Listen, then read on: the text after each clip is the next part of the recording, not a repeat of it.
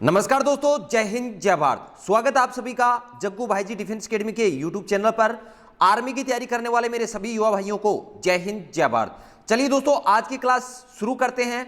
आज हम डिस्कशन करने वाले हैं आर्मी का ओरिजिनल पेपर सेट। जी हाँ दोस्तों, आर्मी का ओरिजिनल पेपर सेट और उसी के साथ बनने वाले कुछ इंपोर्टेंट क्वेश्चन डिस्कशन करने वाले हैं। सोल्जर जीडी का ये ओरिजिनल पेपर सेट है दोस्तों। आज हम डिस्कशन करने वाले हैं जीएस का पार्ट। जीएस का 15 क्वेश्चन आपके एग्जाम में पूछे जाते हैं। तो चलिए बिना देरी के आज का इस सेशन शुरू करते हैं। सेशन हमेशा की तरह ही बहुत ही शानदार होने वाला है। क्लास अंत तक जरूर देखें और अगर आप भी आर्मी की तैयारी करते हैं और इस चैनल पर नए हैं तो चैनल को अभी सब्सक्राइब कर लें, क्लास को लाइक करना ना भूलें। तो चलिए देखते हैं पहला क्वेश्चन। पहला क्वेश्चन आपके सामने है, रक्त में उपस्थित हीमोग्लोबिन में कौन सा धातु पाया जाता है। इस क्वेश्चन में थोड़ी सी मिस्टेक है। क्वेश्चन ये पूछा जाता है कि रक्त में उपस्थित हीमोग्लोबिन में कौन सा धातु पाया जाता है। ऑप्शन ए तांबा, ऑप्शन बी चांदी, ऑप्शन सी लोहा, ऑप्शन डी सोना। तो इस क्वेश्चन का राइट आंसर होगा ऑप्शन सी। ऑप्शन सी आपका सही होगा, लोहा। रक्त में जो उपस्थित हीमोग्लोबिन होता है, हीमोग्लोबिन में कौन सा धातु पाया जाता है, लोहा धातु पाया जाता है। चलिए नेक्स्ट क्वेश्चन देखते हैं। Question number 17। क्वेश्चन नंबर 17 आपसे पूछा गया है कि निम्न में से कौन सी गैस उत्कर्ष गैस नहीं है। Very important question. इस प्रकार का क्वेश्चन आपके एग्जाम में बार बार पूछा जाता है। क्वेश्चन आपसे यह पूछा गया है कि निम्न में से कौन सी गैस उत्कर्ष गैस नहीं है। आपसे यह पूछा कि कौन सी गैस उत्कर्ष गैस नहीं है, तो सबसे पहले आपको यह पता होना जरूरी है कि उत्कर्ष गैस क्या होती है। दोस्तों, उत्कर्ष गैस को अक्रिय गैस भी कहते हैं। आवर्त सारणी के शून्य वर्ग के जो तत्व होते हैं उन्हें क्या कहते हैं, अक्रिय या उत्कर्ष गैस कहते हैं। कौन कौन से होती हैं मैं आपको नाम बता देता हूं। एक तो होती है हीलियम, कौन सी, नोट कर लेना इन सभी को, हीलियम। दूसरी नियोन, नियोन भी अक्रिय गैस है। नेक्स्ट आर्गन या ऑर्गन, नेक्स्ट क्रिप्टन, क्रिप्टन और जेनान, और एक और है रेडोन। कौन सी, रेडोन। ये सभी गैस कौन कौन सी हैं, अक्रिय गैस है। कौन कौन से नाम है, हीलियम, नियोन, आर्गन, क्रिप्टन, जेनान और रेडोन। ये सभी अक्रिय गैस है। तो यहां आप देख रहे हो नियोन भी है, हीलियम भी है, ऑर्गन भी है, लेकिन ऑक्सीजन, ऑक्सीजन अक्रिय गैस नहीं है। तो आपका आंसर क्या हो जाएगा, ऑप्शन बी आपका सही होगा, ऑक्सीजन। दोस्तों, अक्रिय गैसों की खोज का श्रेय किसे है, यह क्वेश्चन भी आपके एग्जाम में पूछा गया है कि उत्कृष्ट या अक्रिय गैसों की खोज का श्रेय किसे है। तो इसका आंसर रहेगा रेमजे। खोजकर्ता कौन थे, रेमजे थे। चलिए नेक्स्ट क्वेश्चन पर चलते हैं। नेक्स्ट क्वेश्चन आपके सामने है क्वेश्चन नंबर 18। किस विटामिन से हड्डियों को मजबूती मिलती है। क्वेश्चन नंबर 18 आपसे पूछा गया है कि किस विटामिन से हड्डियों को मजबूती मिलती है। Option A vitamin A, option B vitamin D, option C vitamin C, option D vitamin B. तो इस क्वेश्चन का राइट आंसर होगा ऑप्शन बी, विटामिन डी है, यह हड्डियों को मजबूत करता है। कौन सा विटामिन, विटामिन डी हड्डियों को मजबूत करता है। अब आपके एग्जाम में क्या क्या क्वेश्चन पूछे जा सकते हैं, चलिए डिस्कशन करते हैं। पहला क्वेश्चन यहां यह बनता है कि विटामिन डी का रासायनिक नाम क्या है। क्वेश्चन क्या पूछा जाएगा, विटामिन डी का रासायनिक नाम क्या है। तो आपका आंसर क्या रहेगा, कैल्सीफेरोल, कैल्सीफेरोल। विटामिन डी का रासायनिक नाम है कैल्सीफेरोल। चलिए नेक्स्ट क्वेश्चन क्या पूछा जाता है कि विटामिन डी की कमी से बच्चों में कौन सा रोग होता है। क्वेश्चन क्या पूछा जाता है, विटामिन डी की कमी से बच्चों में कौन सा रोग होता है, रिकेट्स। कौन सा होता है, रिकेट्स रोग होता है। चलिए नेक्स्ट क्वेश्चन ये पूछा जाता है कि विटामिन डी की कमी से वयस्कों में कौन सा रोग होता है। तो आपका आंसर रहेगा ओस्टियोमलेशिया। कौन सा, ओस्टियोमलेशिया।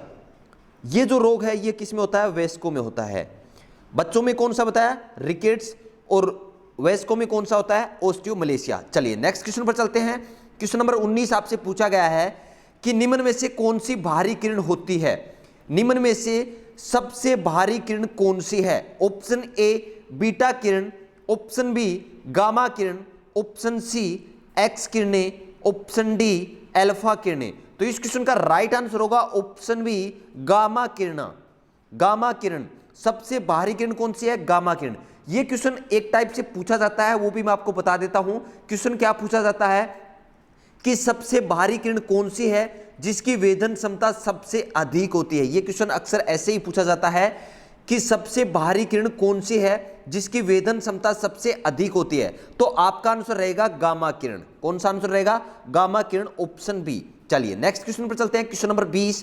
क्वेश्चन नंबर 20 आपसे पूछा गया है कि बीसीजी के टीके का उपयोग किस रोग की रोकथाम के लिए किया जाता है। क्वेश्चन नंबर 20 आपसे पूछा गया है कि बीसीजी टीके का उपयोग किस रोग की रोकथाम के लिए किया जाता है। ऑप्शन ए तपेदिक, option B dengue, option C typhoid, option D plague. तो इस क्वेश्चन का राइट आंसर होगा ऑप्शन ए तपेदिक या टीबी। बीसीजी टीके का प्रयोग किसके लिए किया जाता है? टीबी के लिए किया जाता है। अब कुछ इंपॉर्टेंट क्वेश्चन ये बनते हैं, काफी इंपॉर्टेंट क्वेश्चन मैं डिस्कशन करवाने वाला हूं अभी आपको। सबसे पहला क्वेश्चन कि बीसीजी के टीके की खोज किसने की। क्वेश्चन क्या पूछा जाता है कि बीसीजी के टीके की खोज किसने की थी। इंपॉर्टेंट क्वेश्चन है, याद रख लेना। Urine Calmette. कौन थे? Urine Calmette. पहला इंपॉर्टेंट क्वेश्चन ये बन गया कि बीसीजी के टीके की खोज किसने की। नेक्स्ट क्वेश्चन क्या बनता है कि टीबी रोग किसके द्वारा होता है। चार ऑप्शन मिलेंगे, जीवाणु, विषाणु, कवक, प्रोटोजोआ। तो जो टीबी जो रोग है ये किसके द्वारा होता है? जीवाणु द्वारा जनित रोग है, जीवाणु जनित रोग है। तो याद रखना है जीवाणु के द्वारा होता है। नेक्स्ट क्वेश्चन, आर्मी के एग्जाम में ये सारे क्वेश्चन पूछे गए हैं। नेक्स्ट क्वेश्चन क्या पूछा गया था कि टीबी रोग से कौन सा अंग प्रभावित होता है। क्वेश्चन क्या पूछा गया था कि टीबी द्वारा कौन सा अंग प्रभावित होता है। तो आपका आंसर रहेगा फेफड़ा। आंसर क्या रहेगा? फेफड़ा। सारे के सारे इंपॉर्टेंट क्वेश्चन हैं, सभी के सभी। चलिए नेक्स्ट क्वेश्चन मैं आपको बता देता हूं कि टीबी के जीवाणु की खोज किसने की थी। क्वेश्चन क्या पूछा गया था कि टीबी के जीवाणु की खोज किसने की थी। रॉबर्ट कोच ने। किसने की थी? रॉबर्ट कोच ने की थी।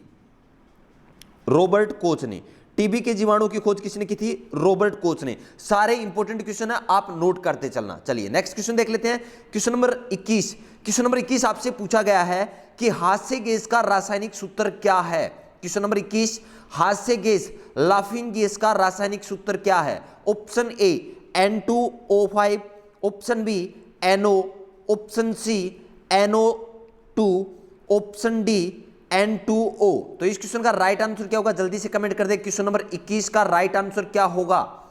इस क्वेश्चन का राइट आंसर होगा N2O, option D. Option D आपका सही होगा, N2O। N2O का मतलब क्या है? Nitrous oxide. नाइट्रस ऑक्साइड को हास्य गैस भी कहते हैं। नाइट्रस ऑक्साइड हास्य गैस का रासायनिक सूत्र क्या है? N2O। चलिए नेक्स्ट क्वेश्चन देख लेते हैं। क्वेश्चन नंबर 22 आपके सामने है। क्वेश्चन नंबर 22 आपसे पूछा गया है कि निम्न में से कौन सी धातु को लोहे के साथ प्रयोग करने से स्टेनलेस स्टील बनता है।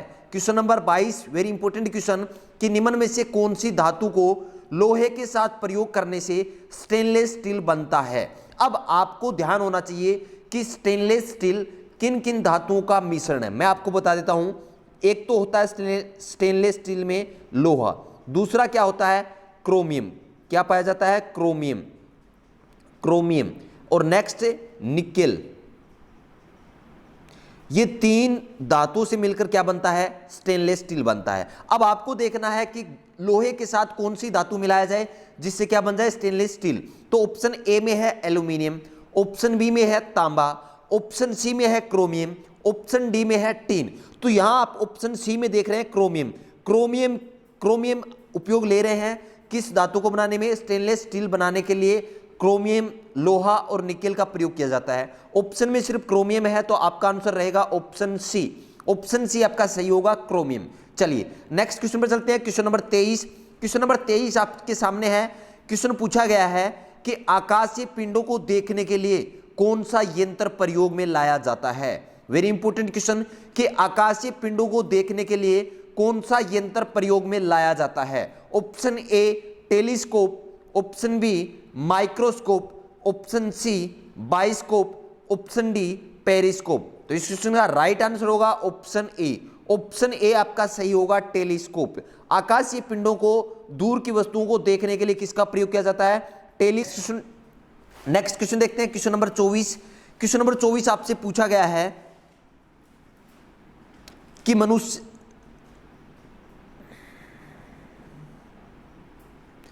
चलिए नेक्स्ट क्वेश्चन देखते हैं, क्वेश्चन नंबर 24। क्वेश्चन नंबर 24 आपसे पूछा गया है कि मनुष्य के शरीर के किस अंग में रक्त को शुद्ध किया जाता है, ब्लड को प्यूरिफाई कहां पर किया जाता है? ऑप्शन ए हृदय, ऑप्शन बी गुर्दे, ऑप्शन सी फेफड़े, ऑप्शन डी आंत। तो क्वेश्चन नंबर 24 का राइट आंसर क्या होगा, जल्दी से कमेंट कर दें। क्वेश्चन नंबर 24 का राइट आंसर होगा ऑप्शन बी। ऑप्शन बी आपका सही होगा, किडनी, गुर्दे। रक्त का शुद्धिकरण कहां होता है? किडनी के अंदर होता है। चलिए कुछ इंपॉर्टेंट क्वेश्चन मैं आपको बता देता हूं। यहां क्वेश्चन आपसे पूछा जा सकता है कि किडनी का वजन कितना होता है, तो आपका आंसर रहेगा 140 ग्राम। किडनी का वजन कितना होता है?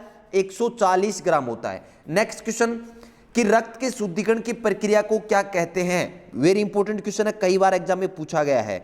रक्त के शुद्धिकरण की प्रक्रिया को क्या कहते हैं? डायलिसिस कहते हैं। क्या कहते हैं? डायलिसिस कहते हैं। नेक्स्ट क्वेश्चन आपसे पूछा जा सकता है कि रक्त का पीएच मान कितना होता है? आपका आंसर रहेगा 7.4। चलिए नेक्स्ट क्वेश्चन देख लेते हैं, क्वेश्चन नंबर 25। क्वेश्चन नंबर 25 आपके सामने है, पूछा गया है कि पीतल में शामिल क्या क्या होता है, मतलब पीतल किसका मिश्र धातु है? दोस्तों ऑप्शन ए कॉपर और सिल्वर, ऑप्शन बी कॉपर और निकेल, ऑप्शन सी कॉपर और जिंक, ऑप्शन डी कॉपर और टिन। तो राइट आंसर क्या होगा? क्वेश्चन नंबर 25 का राइट आंसर क्या होगा, जल्दी से कमेंट कर दें। जितने भी भाई जुड़ चुके हैं सभी को जय हिंद। अगर अभी तक आपने क्लास को लाइक नहीं किया तो लाइक कर लें। चैनल पर नए हैं और अभी तक इस चैनल को सब्सक्राइब नहीं किया है तो आर्मी की तैयारी करने के लिए इस चैनल को सब्सक्राइब जरूर कर लें। क्वेश्चन नंबर 25 का राइट आंसर क्या होगा दोस्तों? पीतल से याद रखना आपको पिताजी। पीतल से क्या याद रखना है? पिताजी। पिताजी से क्या याद रखना है? पिताजी में पी आता है, पी से हो गया आपका पीतल, ता से हो गया तांबा और जी से हो गया जिंक। तो तांबा को क्या कहते हैं? कॉपर और जिंक। ऑप्शन सी आपका सही होगा। चलिए नेक्स्ट क्वेश्चन देख लेते हैं। नेक्स्ट क्वेश्चन देखते हैं, क्वेश्चन नंबर 26। क्वेश्चन नंबर 26 आपके सामने है कि लैंड पेंसिल बनाने में प्रयोग होने वाला पदार्थ कौन सा है?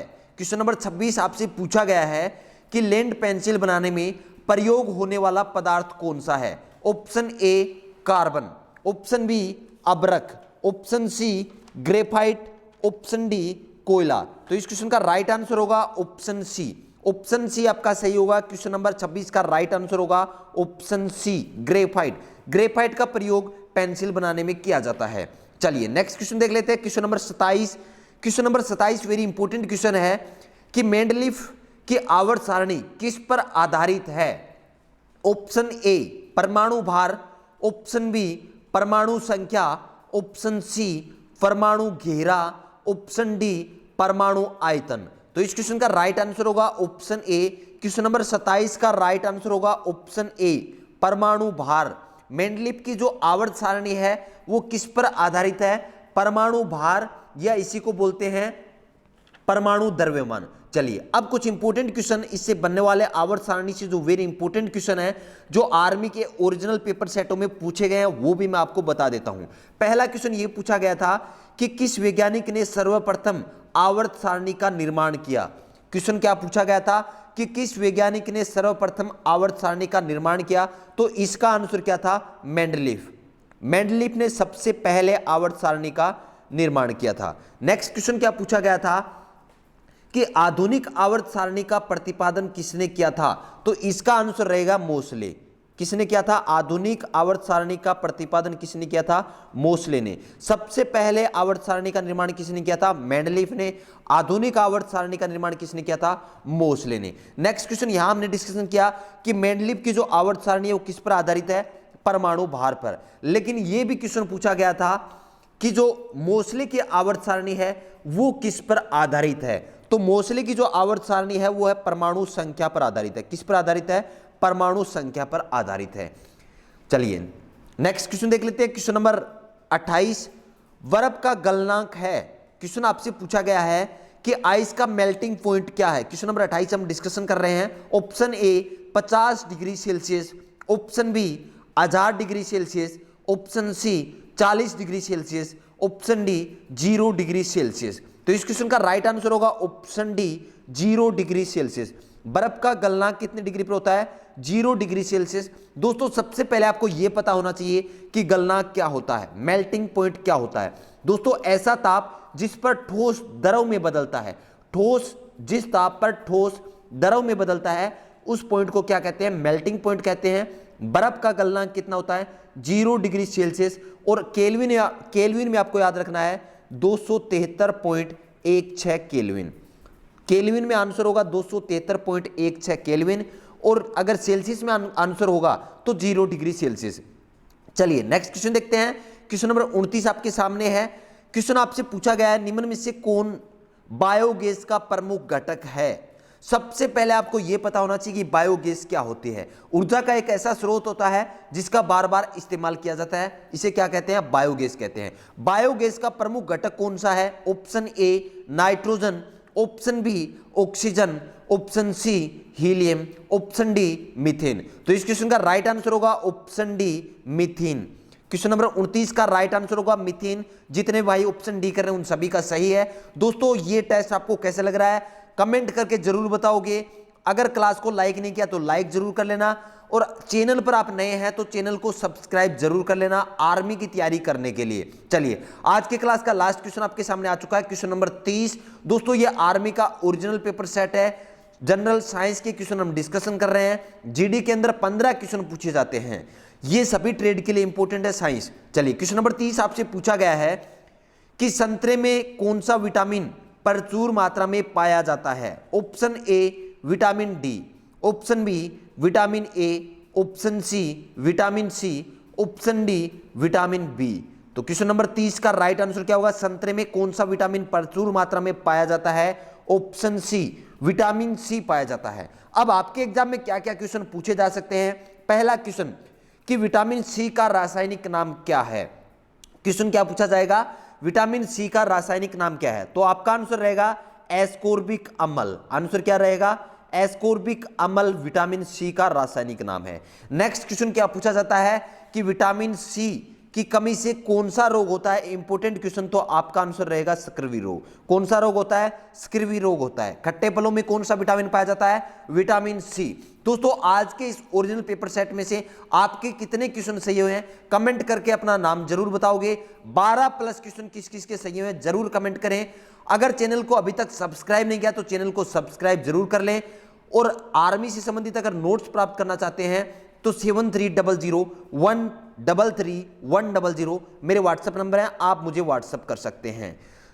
चलिए मिलते हैं नेक्स्ट क्लास में। आज की क्लास आपको कैसी लगी कमेंट करके जरूर बताओगे। जय हिंद, जय भारत।